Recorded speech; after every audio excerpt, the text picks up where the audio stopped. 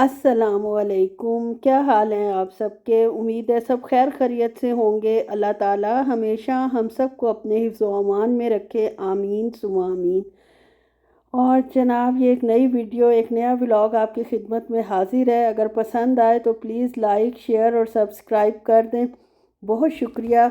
और जनाब, सबसे पहले आज मैंने क्या किया है, मछली फ्राई होने के लिए रखी है। जो फ्रोज़न मछली थी, जिसके पीसीस मैंने छोटे छोटे कर लिए थे, उसको मैंने 4-5 पीसीस को फ्राई होने के लिए रखा है। और मछली का ऑयल जो है वो मैंने अलहदा से रखा हुआ है। इसके बाद अब इसका ग्रेवी बनाने की तैयारी करते हैं। इसके लिए मैंने लहसुन लिया है काफ़ी सारा, बड़े वाला एक पॉड, और साथ अदरक लिया और 3 टमाटर लिए हैं। इसमें प्याज नहीं जाएंगे, ये टमाटर की ग्रेवी बनेगी और उस तरह ये सालन बनेगा जिस तरह अल्लाह जन्नत नसीब करे मेरी वालदा साहिबा बनाती थी। इनका मछली का सालन बहुत ज़्यादा मशहूर था, सब बहुत शौक़ से खाते थे। और मुझे भी ये रेसिपी बहुत अच्छी तरह याद है उनकी, क्योंकि बॉइल्ड राइस के साथ मैं भी उनके साथ बैठ के बड़े शौक़ से ये सालन और शोरबा डाल के और आलू डाल कर बड़े मज़े से खाती थी।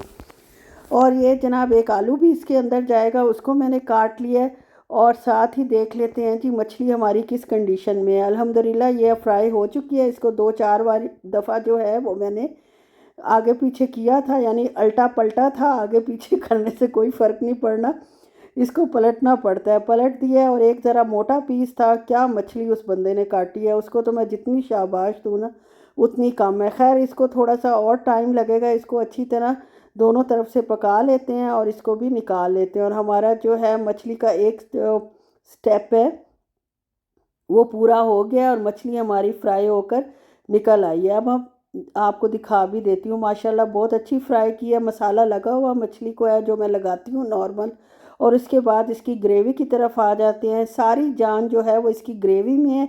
मसाला भी अगर मछली को लगा लें आप, वही वाला जो मैंने लगाया था, तो आपका टेस्ट, अगर ये सालन आप बनाते हैं और ये रेसिपी ट्राई करते हैं तो आपको बहुत मज़ा आएगा। यकीन जानिए, आप एक दफ़ा बना के देखें, आप ज़रूर खुश हो जाएंगे कि एक अच्छी रेसिपी है, किसी की वालदा की रेसिपी है, मेरी अम्मी की। अल्लाह उन्हें जन्नतुल फिरदौस में जगह नायत फरमाए, आमीन। और उसके साथ ही उन्होंने दूसरी साइड पे क्या करना होता था, आलू बॉईल होने रख देने होते थे। और आलू में क्या डालती थी, नमक और हल्दी डालती थी और उसको बॉईल कर लेती थी। मछली आपको पता है कितनी नाजुक सी होती है, उसके साथ अगर आलू को गलाएं तो वो बहुत ज़्यादा जो है आलू कच्चे रह जाते हैं और मछली घुल जाती है।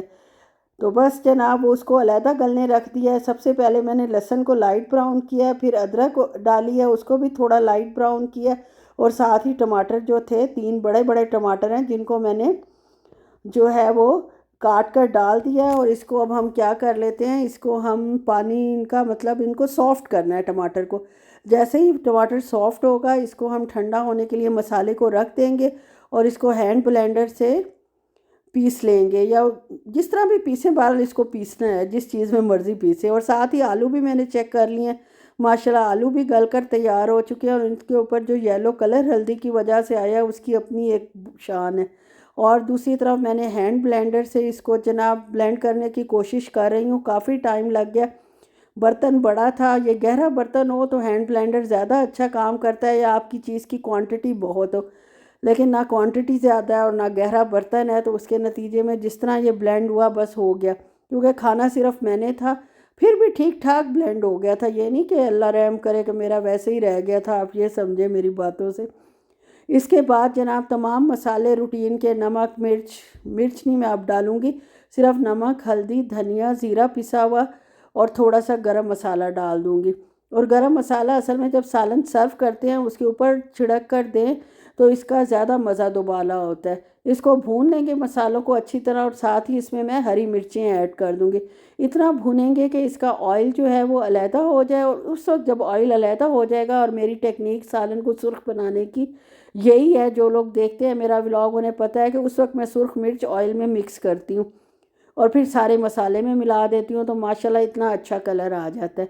उसके बाद जनाब जब मसाला अच्छी तरह भुन गया है, उसके स्क्वेयर्स बन गए हैं, तो मैंने पानी डाल दिया और इसको हिला दूँगी चम्मच को, ताकि कोई मसाला जो है वो साइड पे रह ना जाए और बेचारा कहे कि मैं तो पानी में हल ही नहीं हूँ। उसको भी हल करना बहुत ज़रूरी है। उसके बाद जनाब इसमें जाएंगे मछली के पीसेस जो फ्राई हुए हुए हैं, और उसके साथ ही मैं जनाब बड़े प्यार मोहब्बत से डाल रही हूँ और थोड़ा सा टेस्ट भी कर रही हूँ। कि अब मसाला रचा है कि नहीं रचा, क्योंकि पहले तो इतने मोटे पीस थे, इतने देर मैंने मतलब रखा है, 2 दिन फ्रिज के अंदर मछली रखी है, लेकिन मसाला नहीं उसके अंदर एब्जॉर्ब हुआ। बस जनाब, जैसे ही मछली के पीस डालें और साथ ही मैं डाल दूंगी आलू भी। आलू हमारे फुली कुकड हैं। इनको हमने सिर्फ 5 मिनट बॉईल करना है, मछली और आलू को एक साथ। और जनाब उसके बाद ढक्कन दे दूंगी और इसको 5 मिनट बॉईल कर लूँगी।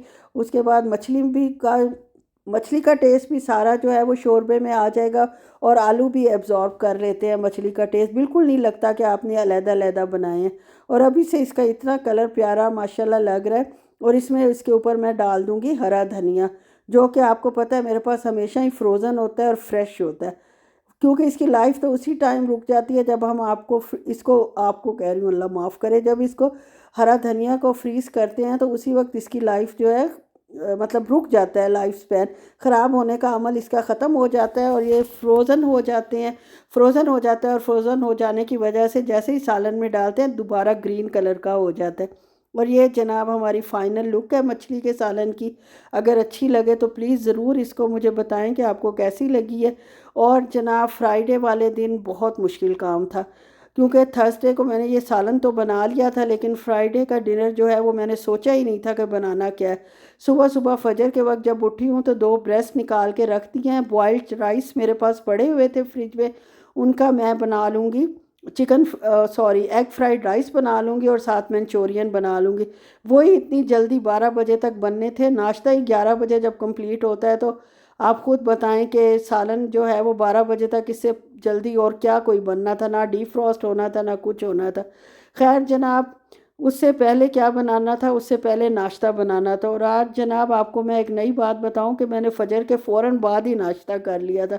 इस कदर मुझे भूख लगी हुई थी, जैसे मैंने रोज़ा रखा हुआ है, और पता नहीं क्यों इतनी ज़्यादा भूख लग गई। वॉक कल काफ़ी की थी शायद इस वजह से। खैर जनाब, मैंने खुद तो फजर के बाद नाश्ता कर लिया, और हस्बैंड साहब जो उठे थे 9:30 बजे, उसके बाद उठी हूँ, उनके लिए नाश्ता बनाया। अंडे जो थे वो रैक में ख़त्म हो चुके थे और ये ट्रे खोलनी पड़ी। और साथ ही उनका जो जनाब वीकली पराठा होता है, वीक में 2 दफ़ा, जुमा हफ्ता, उसको मैं बहुत प्यार मोहब्बत और दिल से बना रही हूँ, क्योंकि पेट खुद मेरा तो अभी तक भरा हुआ था, खा के सो गई थी, जैसे सहरी में समझे रोज़े का मुझे लग रहा था कि जैसे मैंने रोज़ा रखा है, लेकिन रखा नहीं था। अभी तक तबीयत बोझल सी थी, क्योंकि आदत नहीं होती खा के सोने की। रमज़ान में भी आपको पता है थोड़ा सा मसला इस बात से हो जाता है। खैर जनाब, उनका पराठा बनाते हैं, वो भी क्रिस्पी सा, और क्रिस्पी बनेगा ऑयल के साथ। ऑयल खैर इतना डेंजरस होता भी है और नहीं भी होता, लेकिन क्या करूं, वो खाते ही इस तरह है। वो खुद बेचारे कहते हैं मैं हफ्ते में 1 दफ़ा खाता हूँ, 2 दफ़ा सॉरी, वो 1 दफ़ा कह जाते हैं, लेकिन मैं उन्हें टोक देती हूँ, 1 दफ़ा नहीं 2 दफ़ा। और बस जनाब, इसको अच्छा सा क्रिस्पी करके उतार लूँगी, फूला हुआ क्रिस्पी पराठा, जो इनको बहुत बहुत ज़्यादा पसंद है। और साथ ही जनाब बना लूँगी मैं एग को बीट करके, उसी ऑयल में जो बचा है उसमें जनाब अब फ्राई हो जाएगा, एग भी, ऑमलेट भी बन जाएगा। और ये दही इनको बिल्कुल नहीं देनी आज मैंने, क्योंकि इनका गला काफ़ी ख़राब है, इनको बेचारों को फ्लू हुआ है, और साथ जॉब भी कर रहे हैं और जिस्म में भी दर्द है, तो इसलिए मैंने जो है वो दही देने से इनकार कर दिया। उन्होंने मांगी कि कुछ नहीं होता, मैं फिर जनाब मैंने कहा आप अच्छे डॉक्टर हैं, फ्लू में कौन ठंडी दही खाता है। खैर मान गए, मान जाते हैं। मान जाते हैं, अल्लाह का लाख लाख करम है। और ये जनाब देख लें, बेटी का नाश्ता अब तैयार हो रहा है, और साथ ही जब तक उसके फ्राइज़ और बनेंगे, और क्या बनेगा, नगेट्स, और वो जब तक बनेंगे तब तक जनाब मैं एग जो है फ्रिज में लगा लेती हूँ। टाइम तो आपको पता है बिल्कुल वेस्ट करना नहीं है, इतना कीमती टाइम जुमे की सुबह का मेरा होता है कि आप लोग सोच भी नहीं सकते हैं। सारे अंडे लगाने के बाद जनाब फिर मैंने और बहुत काम करने हैं। चिकन को कट करना है, मैरिनेट करना है। उसके बाद जनाब मैंने बर्तन धोने हैं, किचन की सारी सफाई करनी है, चूल्हा साफ़ करना है, और फिर नमाज पढ़नी है। कुरान पाक मैंने फजर के बाद ही पढ़ लिया था, तभी तो शायद भूख लग। उसके बाद जनाब सारे अंडे लगाने के बाद 3 अंडे बच गए हैं, जो बाउल में जाएंगे और इंशाल्लाह एक ही दिन में ख़त्म हो जाएंगे। सिंक भर चुका है बर्तनों से, कुछ मेरे फजर के बर्तन हैं नाश्ते के, खैर वो तो एक प्लेट और थी और एक कप था। और उसके बाद जनाब ये बर्तन सारे धुल गए हैं, अच्छे अच्छे नीट नीट। बेसन में सही तरह साफ़ अभी नहीं करूँगी, क्योंकि अभी 10 दफ़ा बर्तन धुलने हैं।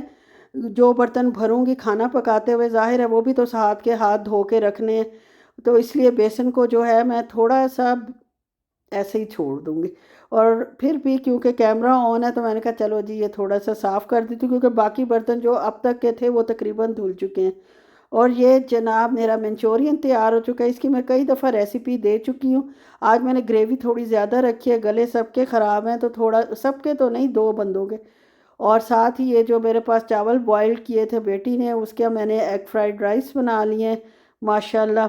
और साथ अब कोई नई चीज़ भी बनाने को दिल चाह रहा था, फ्रूट थोड़ा सा पड़ा था और वीकेंड भी था हमारा, तो वीकेंड फ्राइडे से स्टार्ट हो जाता है, सोचा थोड़ा सा फ्रूट सैलेड बना लूँ, शुगर फ्री फ्रूट सैलेड। उसके लिए बस मैंने जनाब कुछ भी नहीं किया, केले को काट लिया और साथ ही सेब को काट लिया, और साथ क्या था, एक ऑरेंज था, इसको सेंटर से काट कर इसके सारे बीज निकाल लिए। ये पाकिस्तानी मुंदरा था, मुंदरन इधर कहते हैं मुंदरा, उसका जनाब सारे सीड्स निकाल लिए हैं और उसको भी बारीक बारीक काट के डाल दिया। अब क्योंकि मीठा तो डालना नहीं था तो इसलिए किशमिश जाएगी इसके अंदर थोड़ी सी ज़्यादा, 2 टेबलस्पून के करीब किशमिश डालूंगी। और साथ ही दही को स्टेन करके, जैसे दही भल्लों के लिए डालते हैं कि इनमें गुठली कोई ना रहे, लगे क्रीम आप खा रहे हैं, धोखा देने के लिए दूसरों को। क्रीमी टेस्ट ज़रूर इससे हो जाता है, लेकिन इसमें थोड़ी सी क्रीम भी ऐड करनी पड़ेगी, तभी ये फ्रूट सैलेड जो है वो दूसरों के लिए काबिल कबूल होगा। मैं ना भी अपने लिए करती तो खैर थी, कोई फ़र्क नहीं पड़ता, लेकिन बाकियों को ज़ाहिर है कि जब फ्रूट सैलेड कहना है तो देना ही पड़ेगा। किशमिश से इतना अच्छा टेस्ट नहीं आ रहा था तो मैंने थोड़ा सा इसमें डेट का सिरप भी ऐड कर दिया, और ये माशाल्लाह परफेक्ट सा मेरा जो है वो सैलेड तैयार है। और अब मैं चली जाऊंगी अपने बाकी काम करने, किचन को साफ़ अच्छी तरह करूंगी, सारा चूल्हा शूल्हा हर चीज़ कर चुकी हूँ मैं अल्हम्दुलिल्लाह। और ये सैलेड भी हमारा तैयार हो चुका है, ये खाना देखें माशाल्लाह सर्व कर रही हूँ, ये हस्बैंड साहब का है सैलेड और साथ मंचूरियन और राइस। ओके जी, अल्लाह हाफिज़।